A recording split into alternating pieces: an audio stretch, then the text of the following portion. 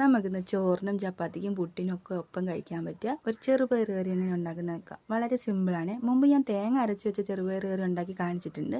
ഇത് തേങ്ങ അരയ്ക്കാതെ ഉള്ളതാണ്. അതിനായിട്ട് കുതിർത്തി വെച്ചിരുന്ന പയർ ഒരു കുക്കറിലേക്ക് ഇട്ട് അതിലേക്ക് എരിവിന് പച്ചമുളകും ഒരു തക്കാളിയും മഞ്ഞൾപ്പൊടിയും ഉപ്പും കൂടി ഇട്ട് ആവശ്യത്തിന് വെള്ളം ഒഴിച്ച് ഇതുപോലെ ഒന്ന് വേവിച്ചെടുത്തിട്ടുണ്ട്.